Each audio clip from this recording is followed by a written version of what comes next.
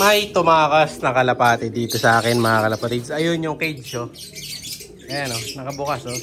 Kaya dapat lagi nyo sinasara yung mga cage nyo. Dahil katulad nyan, ayun nga, may tumakas na isang checkered na kalapati dito. Siya si Idol madla, nakakahanga, may mga hawak, gandang linyada. Ika'y inspirasyon kung bakit hanggang ngayon ako'y palaging kumakarera.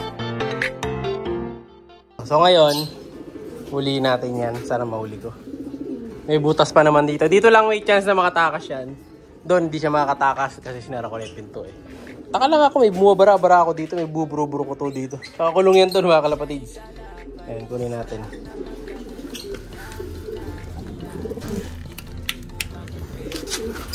Pahirapan tayo ngayon sa paghuli. Sana. Tapos, ito nga ay mga patukaan ko ngayon dito. Narambol. Sana. Yun, nasa dulo.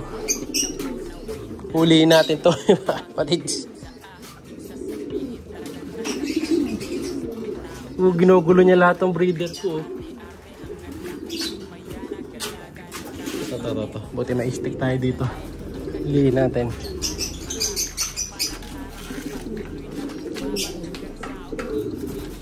Ayan, umakit doon, umakit mga kalapatids. Ayan o, lahat ng breeder, ayun na, umakit na. Mahuli ko to, wag lang lilipad ng ano, ng malayo. Ayan, huli na to dapat. Tumunog to mga kalapatids. Doon natin papuntahin sa kabilang section. Sarang ko lang maigi yung pinto. Nang tinapa. So habang inuuli natin to, so kanina nga pala, pinadeliver na natin yung 3 ibon mga kalapatids. Ito yung video. Ito papadala natin mga kalapatids dyan sa may Hagonoy, Bulacan. So ito yung papadala natin kay Boss Monmon Limpin ng Hagonoy. So ito checkered. So Imbrek Alphonse to mga kalapatids. So ito nyo naman, napakalaki ng katawan. Machong macho. Hento. Pero yung katawan niya, parang pang barako. Ayan, laki ng balikat nito. So, dadali natin yan ngayon dito sa box natin. So, ito may laman na. Yung gift bird niya, kulay itim. Ganda niyan, yung gift bird niya. So, ito yung hen. No? And then, may kasama pa to na 2. No? Pakita ko sa inyo mamaya. Box muna natin. Lalagay natin to dito. So, magkatabi yung 2 old bird. Tapos, yung 2 young bird magkatabi yan para hindi mag-away-away. Thank you, Idol. Bigat nito. Ito pa isa mga kalapatids. Ito naman yung blue bar na young bird. Ayan, medyo malikot. So kapatid nito is yung blue bar dito sa kabila. Ayun. Nandito. Ayan. So naiwan sa atin na blue bar ngayon is yung blue bar na parang may pagka-opal. Ayan oh. Medyo malabo ang kulay. Ito naiwan sa atin. Ayan. Nakuha na kasi yung kapatid niya. So, lilipat na natin yung kapatid niya sa kabilang section. So, ito, papadala na natin. Ayan, Matsala Idol. Dito naman yan sa box number 3. So, katabi niya yung itim dito. Ayan. Ganda. Ito pa isa, checkered naman na speed bird. Ayan, ito medyo malaking ibon din. Ayan, pero mas malaki katawan ng hen kanina. Kasi lahing Alphonse talaga. Malaki. So, ito, ano to? Badenbrook, DeWitt Van Bunderen, cross one tie. So, lahi din to ni Grisel sa kalahi ni Kobe. Bali kapatid ni Kobe to sa mother side. Ayan, yung ating Kobe multiple poly winner, 18 times winner and then 1 time lap winner. Ayan, Idol. Maraming salamat. Good luck sa breeding mo ha. Maraming salamat kay Boss Monmon Limpin. Ayan. So yung kay Boss Lance, ito, napadala natin sa Pangasinan. Ayan, baka may gusto mag-order dyan. Papuntang Pangasinan to. Para makabawas kayo sa shipping fee, share na lang kayo sa shipping fee. Ito yung isa. Kay Boss Lance Gabriel Eminiano. Papadala natin to bukas. Ending birds. So, wala siyang katabi doon. So yung isang blue bar, ayan, nawala ng katabi. Ito. Ayan, malungkot na tong blue bar ko dito mga kalapatid. So, wala na siyang kasama. Ayan o. Dahil yung kapatid niya nakuha na. Ayan. So parang ano to, parang may pagka-opal halos yung kulay. Semi lang, semi-opal lang. No, blue bar. Imbrek yan, Imbrek Alphonse. Balik tayo doon sa inuhuli natin. Dahil masyado na siya nang gugulo. Kailangan mahuli ko.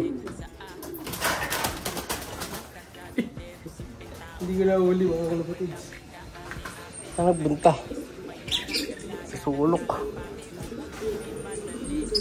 Hindi ko na dakma.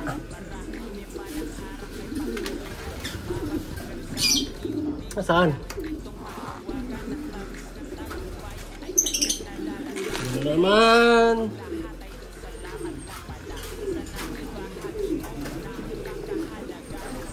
Saan ba siya? Ayun. Yun ang maganda pagka yung breeder area natin mga kalapatids. Secured. So walang makakatakas na ibon. Yan, sige, akit ka dyan. Yan, akit.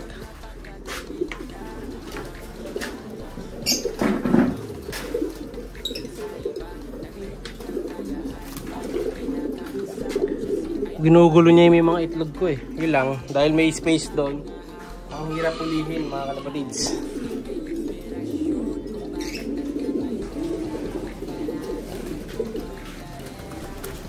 Okay, akyat. Yan. Okay, akyat pa.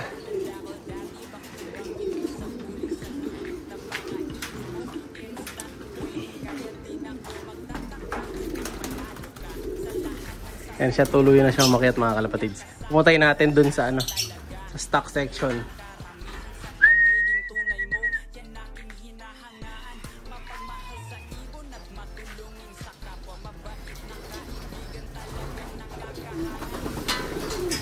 Yan, diyan ka magpunta ngayon, boy.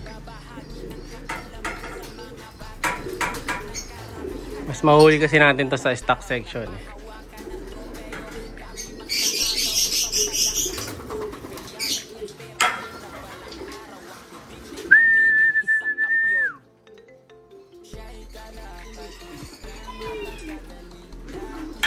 Pag doon yan nagpunta, madadakma ko na.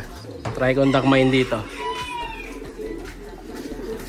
Sa wakas, ito nahuli na natin mga kalapatids. Hiningal din siya, napagod eh. Pero at least nahuli na natin. Nice ka boy. So hiningal oh. So ito full sieve ni Boy Paasa mga kalapatids. So papa-ending natin to. So abangan nyo to sa ending birds natin. So siguro by next week mga kalapatids niya, pinaghahandaan ko to eh. So kinukondisyon natin to.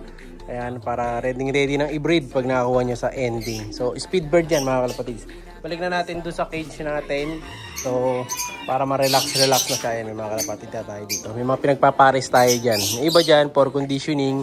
Ito yung bagong ibon natin yun. Yung isa mga kalapatids. Ayan. Yung nasa baba. Ito pairing. Tatanggalin na natin dyan. Lilipat na natin sa next stage. So buti na lang. Nahuli natin to mga kalapatids. Sumuntik na makatakas. Ayun na naman si Warden Boy. Ang babarog na naman. So balik ka na. Pinahirapan mo. Ayan. Maraming salamat. Bye!